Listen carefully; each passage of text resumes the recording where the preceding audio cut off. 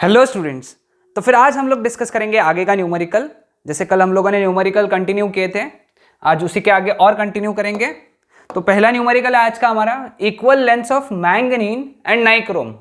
Manganin का resistivity दिया हुआ है ρ1 और नाइक्रोम का दिया हुआ है ρ2, are joined in left and right gap of the metal bridge. The null point is obtained at 40 centimetre from which end? Left end, left end से 40 centimetre. Compare their diameters. Okay, left gap में कौन है? Manganin है left में, और right में कौन है? नाइक्रोम है। तो एक काम करते, दोनों के रेजिस्टेंस पहले डिफाइन कर देते हैं। Let R1 and R2 be the resistances of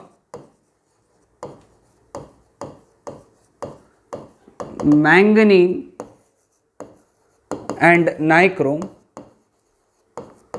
respectively. ऐसा लिख दो, ठीक है। अब इसके हिसाब से according to you can say left gap में जो है है उसके लिए अपने पास में 40 सेंटीमीटर नल पॉइंट है। तो L1 अगर 40 सेंटीमीटर लिए, क्योंकि 1 रिप्रेजेंट्स लेफ्ट गैप, तो L2 कितना रहेगा फिर? 100 माइनस 40 विच इज 60 सेंटीमीटर, है ना। क्योंकि लेफ्ट गैप में 40 है तो राइट गैप में 60 होना चाहिए। Clear? Now when bridge is balanced, when the network bridge is balanced, we can write R1 by R2 is equal to L1 by L2, ठीक है। but R is equal to rho capital L by A, और उसमें क्या बोला है? Equal lengths बोला है ना। तो R1 is equal to rho capital L1 by A1 and R2 is equal to rho L2 by A2, also L1 is equal to L2, यहाँ पे बोला गया है। तो सब्सटीट्यूट करेंगे इस इक्वेशन में, R1 के जगह ये सब्सटीट्यूट करेंगे, rho L1 by A1 upon rho L2 by A2 is equal to L1 by L2। अब L1 L2 कैंसिल हो गया because L1 is equal to L2 है ना। तो क्या करेंगे यहाँ से हम लोग, फिर लिखेंगे इसको therefore rho upon rho into A2 upon A1 is equal to L1 कितना है? 40 बाई 60, 22 सा 23 सा, ठीक है। तो therefore what is A1 by A2? A1 उधर गया, A2 इधर आया, तो ये 3 और 2 उधर आ जाएंगे, 3 by 2 into rho by rho, है ना। सिंपल कैलकुलेशन है। रो1 कितना है? 4.8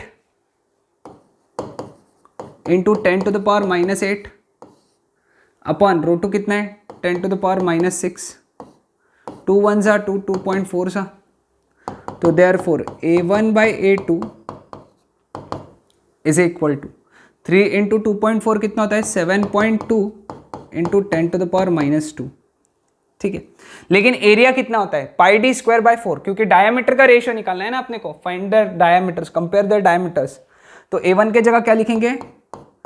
पाई D1 square by 4 upon A2 के जगह pi D2 square by 4 is equal to 7.2 into 10 to the power minus 2। Pi by 4 cancel हो गया, which implies D1 by D2 whole square, क्योंकि दोनों का स्क्वायर है ना, तो D1 by D2 whole square is equal to 7.2 into 10 to the power minus 2।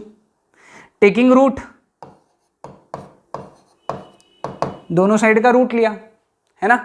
तो दोनों साइड का अगर स्क्वायर रूट लोगे तो अपने को मिल जाएगा पूरा। अगर सॉल्व करोगे तो आएगा 2.683, 7.2 का रूट है 2.683 into 10 to the power minus 2 का रूट है 10 to the power minus 1 which is 0.2683। समझ में आया सबको ये प्रॉब्लम? ओके, तो इसको आराम स्टेप बाय स्टेप सॉल्व करो। पहले R1 बाय R2 की जगह फिर रो1 bye L1 bye A1 substitute करो, L1 L2 कैंसिल करो बिकॉज इक्वल लेंथ्स बोला है। फिर एक बार A1 A2 का रेशियो निकाल लो, एरिया का रेशियो निकल गया, एरिया से डायमीटर का रेशियो निकाल दो।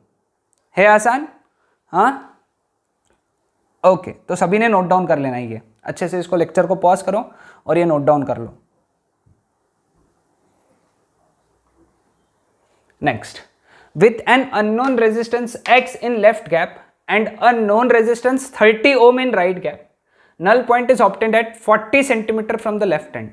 ठीक है, तो x निकालना है ना अपने को, तो अपने को r दिया हुआ है, r कितना दिया हुआ है 30 ohms, lx दिया हुआ है क्योंकि लेफ्ट हैंड से मिला ना, 40 सेंटीमीटर लेफ्ट हैंड से मिला, ओके 40 सेंटीमीटर लेफ्ट हैंड से मिला, तो Lx दिया हुआ है 40 सेंटीमीटर, तो Lr कितना होगा फिर 100 माइनस 40 विच इज 60 सेंटीमीटर, है ना, 60 सेंटीमीटर आएगा। नाउ अपने को मालूम है formula x by are is equal to L x upon L r. ठीक है, तो x बाय आर कितना है 30, that is equal to 40 by 60, 31 जा 32 जा, तो therefore x is equal to 20 ohms।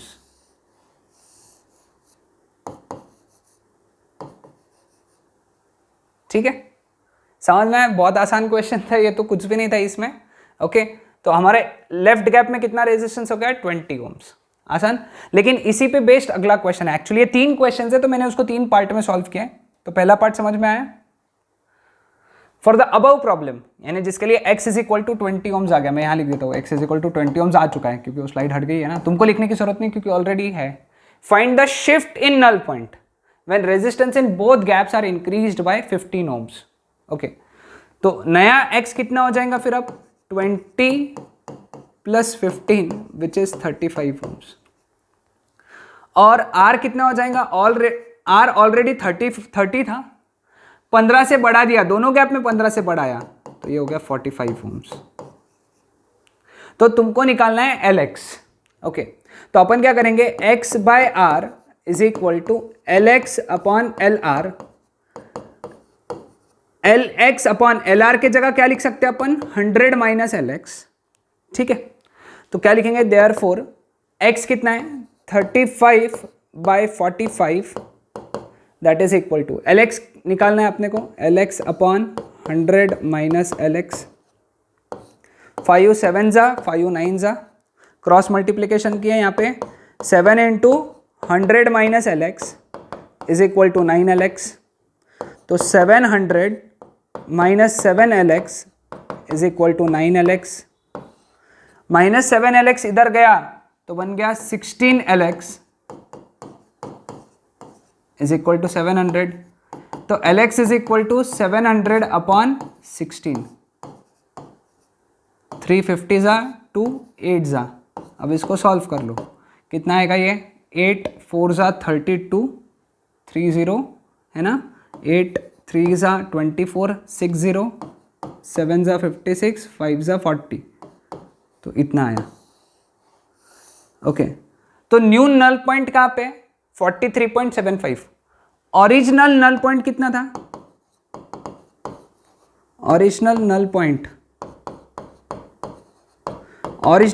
यानी पिछले प्रॉब्लम का 40 सेंटीमीटर में था। ठीक है, यानी तुम यहां से पहले 40 पे थे और अब यहां से अब नया नल पॉइंट कितने पे आ गया 43.75, तो तुम्हारा शिफ्ट कितना हुआ, तो लिखेंगे यहाँ पे shift in null point, shift हुआ 43.75 माइनस 40, लेकिन शिफ्ट तुम्हारा उस साइड हुआ ना, तुम 40 से 43.75 गए, यानी तुम उस साइड गए, दैट इज टूवर्ड्स राइट, यहां पे लिख देना टूवर्ड्स राइट, ये बहुत जरूरी है, इसका नहीं तो मार्क कट जाता है, आधा मार्क कट जाएगा, वो याद से लिखना। समझ में आया ना शिफ्ट कितना हुआ, तो शिफ्ट का आंसर कितना आएगा 3.75 ohms टूवर्ड्स राइट। तो ये हो गया हमारा शिफ्ट इन नल पॉइंट का value. Okay, 3.75 ohm towards right, आसान क्वेश्चन था ये भी। हाँ, ओके, नेक्स्ट क्वेश्चन भी इसी प्रॉब्लम पे बेस्ड है, जहां पे हम लोग x is equal to 20 ohms पकड़े थे और नल पॉइंट जो था हमारा, null point, original null point जिसको बोलेंगे, ओरिजिनल नल पॉइंट, वो ये लिखने की जरूरत नहीं है तुमको क्योंकि सिंस स्लाइड चेंज हुआ है और वो चला गया इसलिए मैंने लिख के रख दिया है।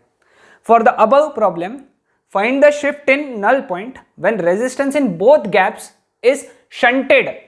शंटेड यानी पैरेलल लगाया, याद रखना ये वर्ड ही पैरेलल का होता है, पैरेलल का दूसरा नाम है शंटेड, बाय 8 ओम्स। ठीक है, तो लेफ्ट गैप में रेजिस्टेंस कितना हो गया, लेफ्ट गैप, तो लेफ्ट गैप में नया रेजिस्टेंस कितना, ओके तो लेफ्ट गैप में 1/x is equal to already कितना था 20, फिर 8 लगाया तो कितना हो गया, ये इन दोनों का एलसीएम हो गया 40, 2 + 5 मतलब 7/40 ओम्स, सॉरी 7/40, तो x हो गया 40/7 ओम्स। ठीक है, ये लेफ्ट गैप, ये थोड़ा कैलकुलेशन स्टार्टिंग में करना पड़ेगा। उसको 8 ओम से शंट किया दोनों गैप के रेजिस्टेंस को। फिर राइट गैप, राइट गैप में 1/r इज इक्वल टू, अब 30 को शंट करेंगे तो 1/30 + 1/8। अब इसका एलसीएम कितना बनेगा, 60 बनता है क्या, नहीं 90 बनेगा, नहीं 120 बन जाएगा, 4 सा, और ये कितने जा बनेगा 15 सा, तो ये बन गया 19/120।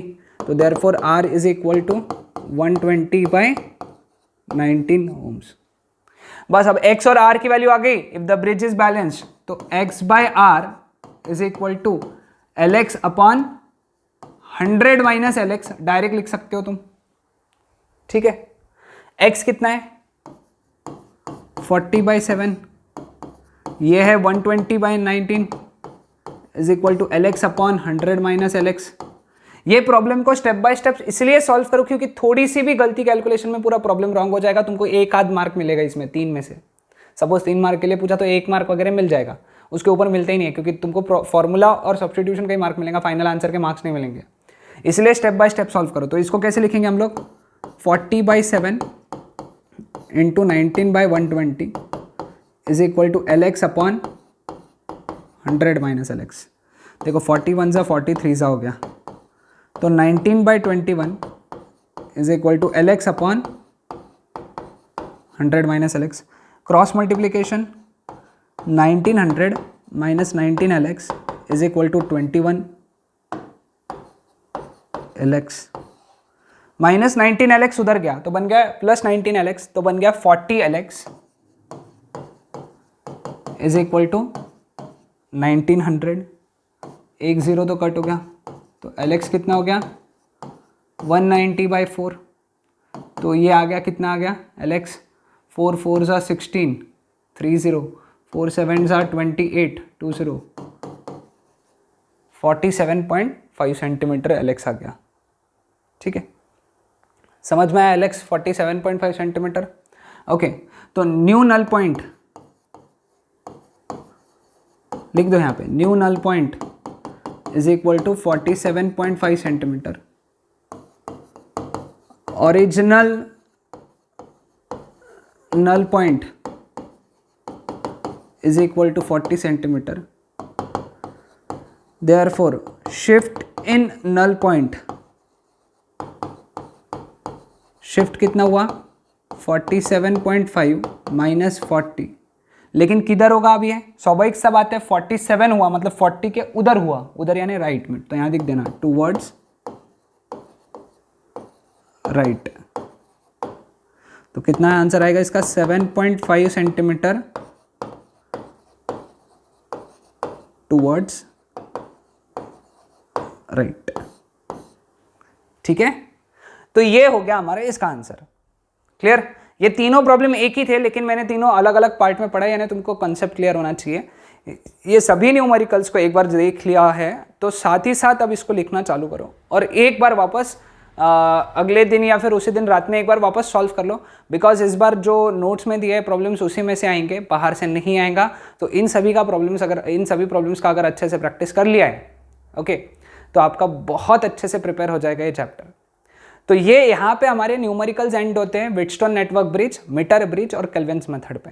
ओके, अब हम लोग कल से एक नया टॉपिक स्टार्ट कर रहे हैं विच इज पोटेंशियोमीटर। बहुत इंटरेस्टिंग, बहुत बड़ा और बहुत इंपॉर्टेंट पॉइंट है वो, या इंपॉर्टेंट टॉपिक है, जो कि CET पॉइंट ऑफ व्यू से भी बहुत ज़्यादा इंपॉर्टेंट है. Okay, clear with this? Okay, that's it.